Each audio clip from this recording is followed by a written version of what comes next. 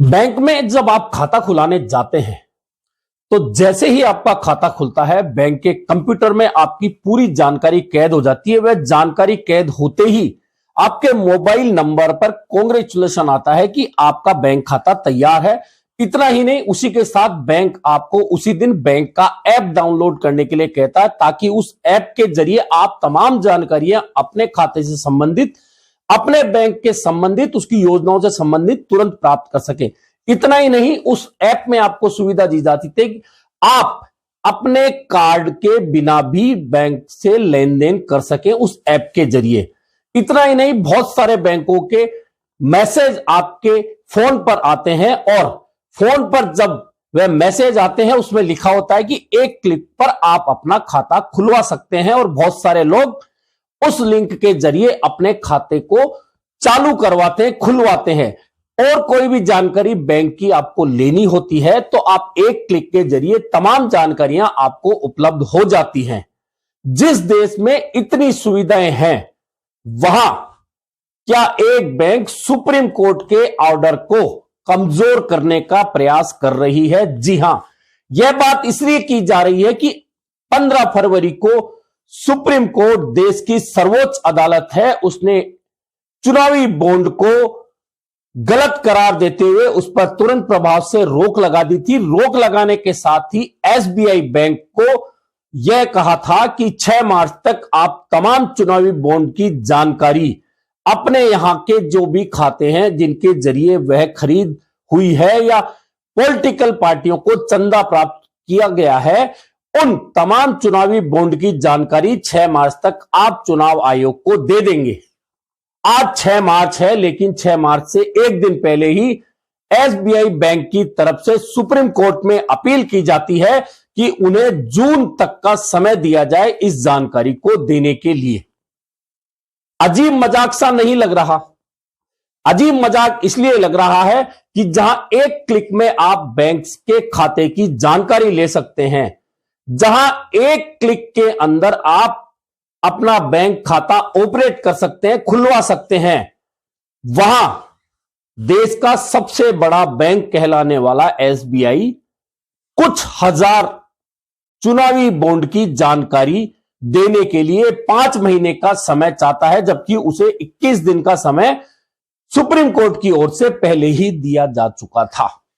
दरअसल चुनावी बॉन्ड को गलत करार देकर उस पर रोक लगाने का सुप्रीम कोर्ट का आदेश इस देश में मील का पत्थर साबित हो सकता है, लेकिन तब जबकि एसबीआई निर्धारित डेट यानी कि 6 मार्च को चुनाव आयोग को यह सूचना दे, चुनाव आयोग सुप्रीम कोर्ट के आदेश के अनुसार सार्वजनिक करे कि आखिरकार किस पार्टी को किसने कितना कितना चंदा चुनावी बॉन्ड के जरिए दिया। लेकिन क्या इस तथ्य को छुपाने का प्रयास लोकसभा चुनाव से पहले हो रहा है?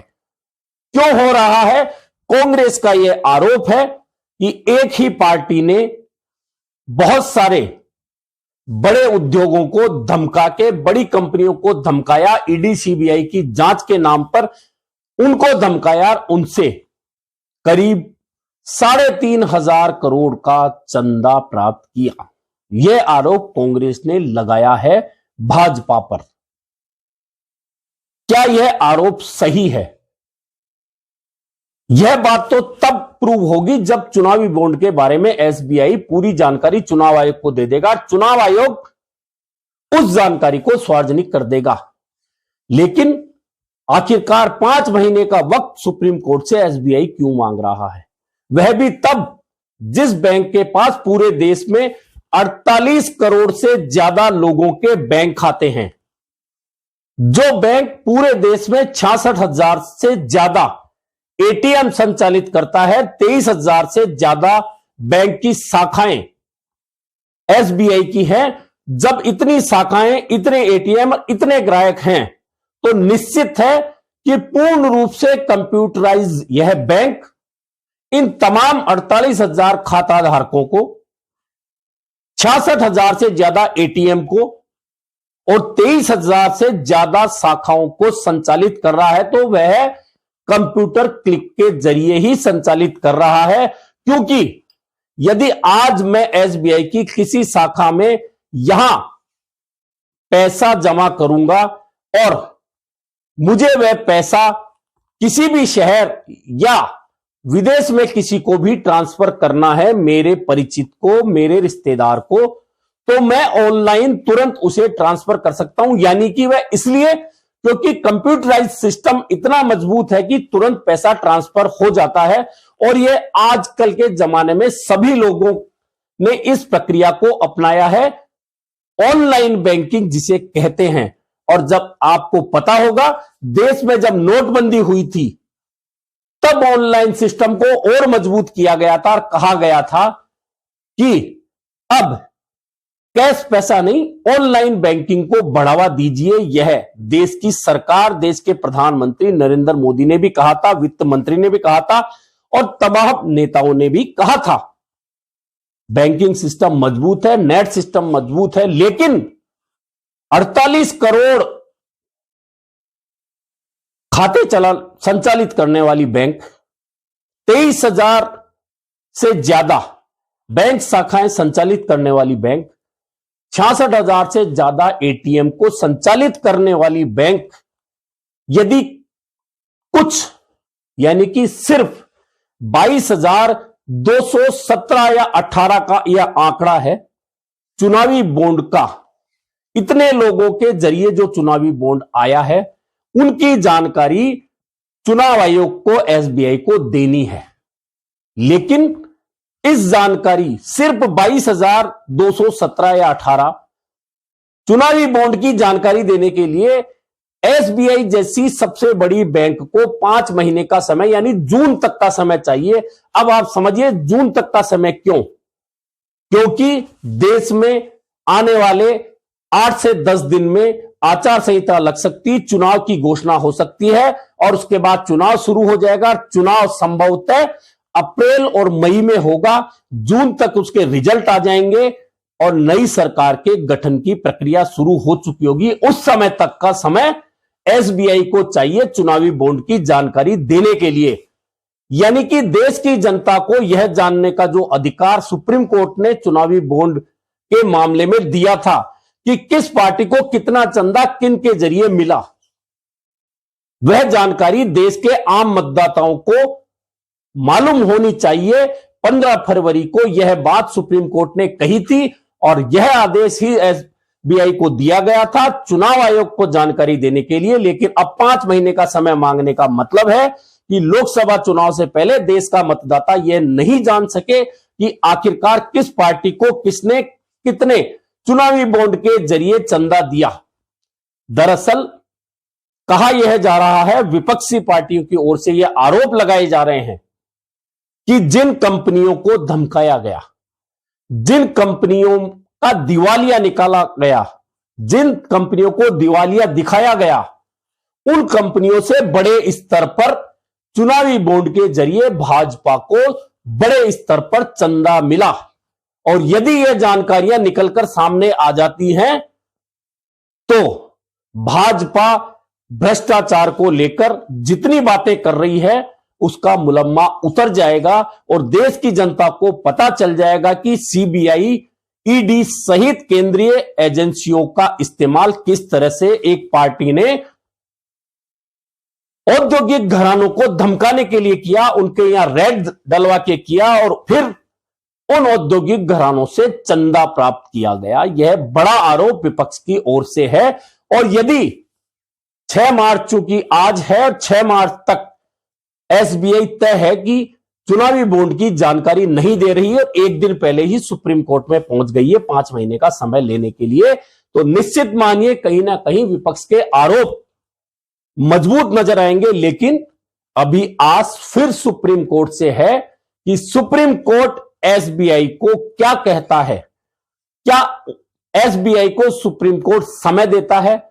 समय देता है तो कितना देता है? क्या एसबीआई की ओर से मांगे गए समय को देता है या अपनी ओर से दिए गए समय पर ही सुप्रीम कोर्ट उसकी पालना के लिए एसबीआई को फिर कहता है? वैसे पालना इसलिए नहीं हो सकती सुप्रीम कोर्ट के उस आदेश की क्योंकि 6 मार्च का समय आज पूरा हो रहा है। लेकिन चूंकि बैंकें कंप्यूटराइज्ड हैं, नेट से चलती हैं, नेट बैंकिंग है, एक क्लिक पर तमाम जानकारियां मिल सकती हैं। तो सुप्रीम कोर्ट चाहे तो आज देर रात तक भी एसबीआई को कह सकता है कि वह तमाम जानकारियां आज ही चुनाव आयोग को उपलब्ध कराए, चुनावी बॉन्ड को लेकर 22,217-18 खातों की। यदि ऐसा होता है तो सुप्रीम कोर्ट का वह आदेश वास्तव में जो स्वागत योग्य था, वह बहुत बड़ा आदेश होगा। यदि एसबीआई को समय मिल जाता है तो निश्चित मानिए 15 फरवरी के सुप्रीम कोर्ट के उस आदेश को, जिस आदेश को दमदार बताया गया था, जिसका स्वागत किया गया था, उसका महत्व नहीं रह पाएगा। महत्वपूर्ण है कि क्या एक बैंक जो पूरा सिस्टम कंप्यूटर से चलाती है, आखिरकार 22,217-18 चुनावी बॉन्ड के खातों की जानकारी क्यों नहीं दे पा रही है। आपने एक दिन पहले ही देखा होगा, यह तो सिर्फ 48 करोड़ खातों की बात है। एक दिन पहले यानी कि 5 मार्च को पूरी दुनिया में एफबी यानी कि फेसबुक और इंस्टाग्राम के तमाम अकाउंट 1 से 1.5 घंटे के लिए ठप हो गए थे, लॉग आउट हो गए थे। क्यों? क्योंकि सर्वर डाउन हो गया था। लेकिन सर्वर डाउन को भी 1 से 1.5 घंटे में रिकवर करके तमाम अकाउंट फेसबुक और इंस्टाग्राम के, जिनकी संख्या कई सौ करोड़ों में है, फिर से लॉगिन करके शुरू कर दिया गया। तब एक प्राइवेट संस्था, एक कंपनी अपने सर्वर को ठीक करके पूरी दुनिया के करोड़ों फेसबुक अकाउंट, इंस्टाग्राम अकाउंट 1 से 1.5 घंटे में रिकवर करके फिर से लॉगिन कर सकती है। तो आखिरकार एसबीआई क्यों करके 21 दिन में 22,000, मात्र 22,000 चुनावी खातों के बॉन्ड के जो मामले हैं, उनकी जानकारी चुनाव आयोग को क्यों नहीं दे सकती? यह बहुत बड़ा सवाल बैंकिंग सिस्टम पर है। सिर्फ यह जानकारी तभी नहीं दी जा सकती जबकि एसबीआई का सिस्टम अंदर से कोलैप्स हो गया हो, या बैंक में बहुत ज्यादा गड़बड़ियां हो रही हो, और कहीं उन चुनावी बॉन्ड की जानकारी देने पर बैंक की वह गड़बड़ियां भी सामने आने की संभावना बन रही हो, और उन संभावनाओं के बाद बैंक का पूरा सिस्टम कोलैप्स हो, या जो खाता धारक हैं अपने खाते उस बैंक से हटा लें। क्या बैंक को ऐसा भी कोई डर है? इसलिए इस जानकारी को बताने के लिए 5 महीने का समय मांगा जा रहा है। अब कुल मिलाकर तमाम नजरें सुप्रीम कोर्ट पर लगी हैं। सुप्रीम कोर्ट इस मामले में क्या एसबीआई को अब समय देता है, या फिर एसबीआई को तुरंत ये तमाम जानकारियां देने के लिए कहता है?